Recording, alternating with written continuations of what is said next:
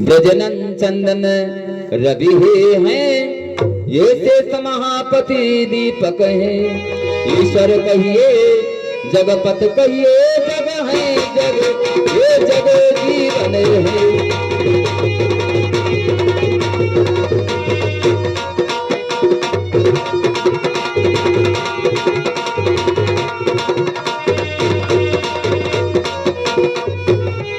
पुरुष रत्न मोह पुरुषों में, जिससे यह शादी की जावे। दिन दूल्हा वही कन्हैया है, जिनसे शादी की जावे। दूल्हा वही कन्हैया है, जिनसे शादी की जावे।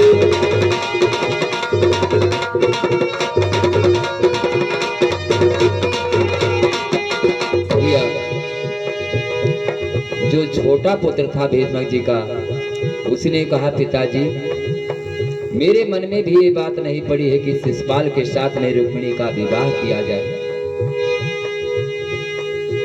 रुक्मिणी जी का विवाह अगर कृष्ण के साथ में किया जाए तो बड़ा सुंदर होगा। रुक्मिणी के लायक कृष्ण कन्हैया दूल्हा बन जाए तो बड़ी अच्छी बात है।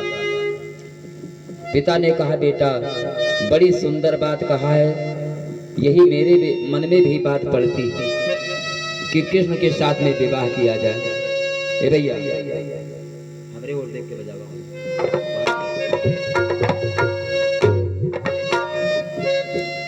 जैसे ही कृष्ण का नाम लिया, उसका बड़ा पुत्र रुक्म बड़ी जोर से तलवार को खींचा और कहा कहीं अगर कृष्ण का नाम जो इस सभा में लेगा उसका सिर काट डालेंगे इसे। कृष्ण को लोग गौचारे कहते, गौ चराने वाला। उसका कोई नाम का पता नहीं है कि उसके पिता का क्या नाम है। कोई कहता है देवकी और वसुदेव का पुत्र है, और कोई कहता है नंद बाबा का पुत्र है। कोई जाति का भी पता नहीं, उसका ठिकाना नहीं। अगर किसी ने जबान निकाल दिया तो उसकी जबान काट लेगी। उसके पिता भीष्म जी डर के मारे चुप हो जाते।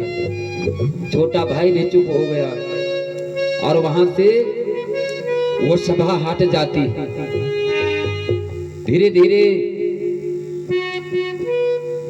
बात मन में शिशुपाल के पड़ गई कि शिशुपाल के साथ में इसका विवाह किया जाए।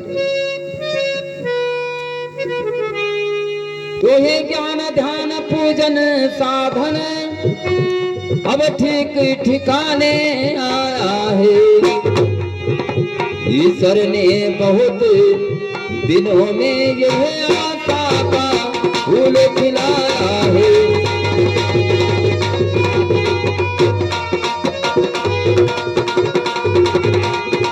भगत से नाम एक राम हमें इस खुशखबरी में देगा। आजीवन फूल और फलो आशीर्वाद हमारा है।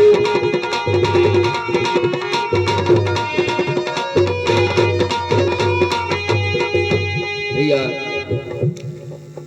एक सखी रुक्मिणी जी की सुन रही थी उन मंत्रियों की बात, और जा करके रुक्मिणी जी से बताया कि रुक्मिणी,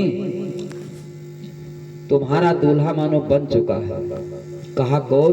कहा राजा चंदेली का शिशुपाल। शिशुपाल के साथ में तुम्हारा